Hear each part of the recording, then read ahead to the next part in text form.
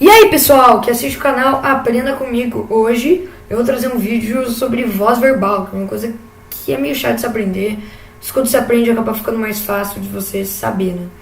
Então vamos lá, eu preparei slides, né, como sempre não, né, tem 3 vídeos no canal, um deles, esse vai ser o terceiro, né, mas daí um deles tá meio estranho, porque tipo, tá todo preto a tela e eu não tô conseguindo deletar, eu, sei lá, não sei mexer muito bem nas coisas, mas vamos lá.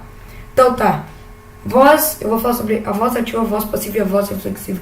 Eu sei que a voz passiva, ela entra pra voz passiva analítica, sintética, teoragenda passiva, e isso é muito chato.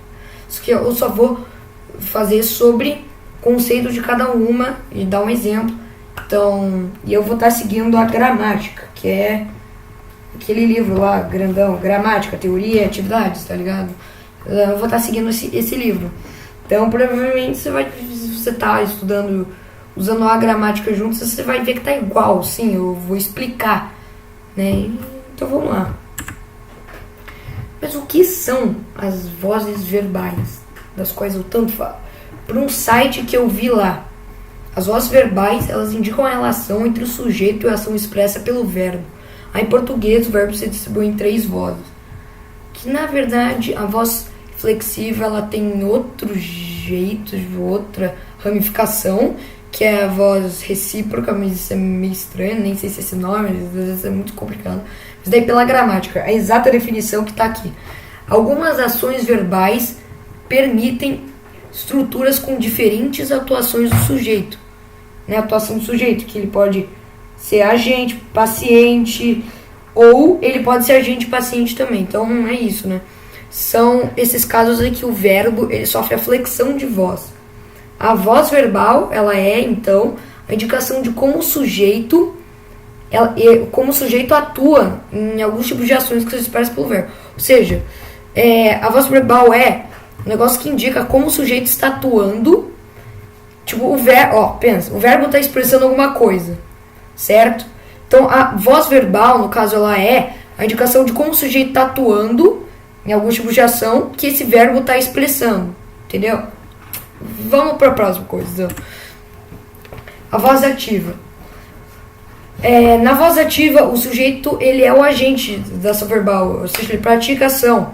Tipo, por exemplo, o exemplo aqui, Jubscredo, que no caso é o sujeito agente da oração, atinge, e o atingiu é um verbo na voz ativa, e o Jubscredo atingiu o Faltinho, nome ridículo, né? Com a bola, ou seja, o Jubscredo está praticando a ação de atingir Faltinho com a bola, né? Ele está praticando essa ação, então ele é o agente da ação verbal. Ele está agindo, o que ele está fazendo o que o verbo está coisando. Você não entendeu, né? A voz passiva. Na voz passiva, o sujeito ele é paciente da ação verbal, ou seja, ele recebe ou ele sofre a ação. Então, no caso, antes, voltando, o Jubscredo era o sujeito agente, ou seja, ele agia atingindo o Faltinho com a bola.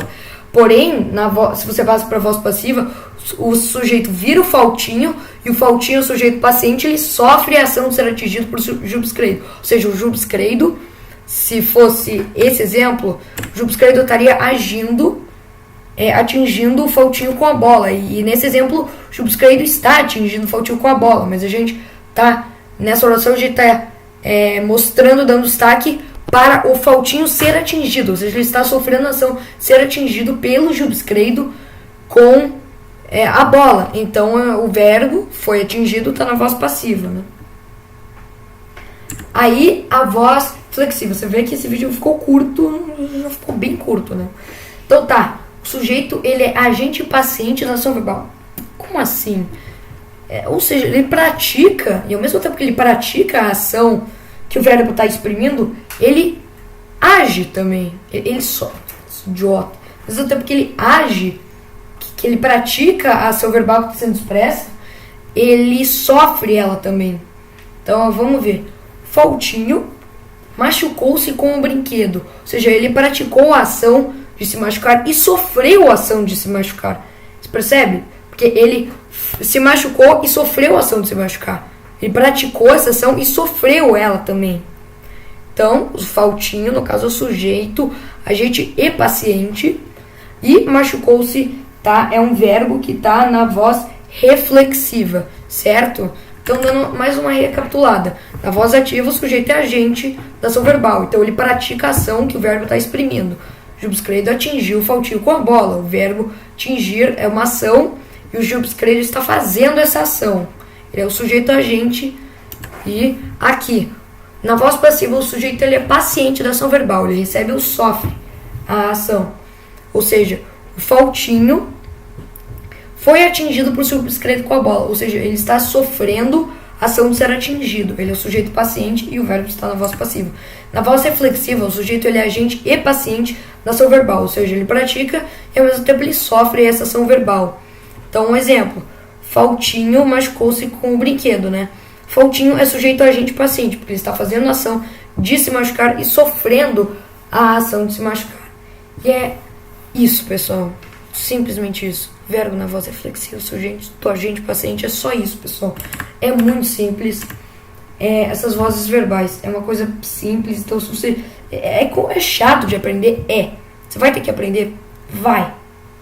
E você não vai usar pra muita coisa. Você não vai chegar, tipo, seu chefe vai falar, então, você está me falando sobre uma promoção que você quer. Aí você fala, exatamente, porque eu sei o que é uma voz passiva, o que é uma voz reflexiva, o que é uma voz ativa. Uau, você é chefe da companhia. Não, mas é interessante saber por quê. Se conhecer só a linha, isso é muito complicado. É chato. Mas tá, pessoal, esse foi o vídeo. Se você gostou, não esqueça de deixar o seu like. Não esqueça também de se inscrever aqui no canal e ative aquele sininho lá pra você receber todas as notificações de novos vídeos que eu vou fazer. Então é isso, pessoal. Um beijinho e tchau.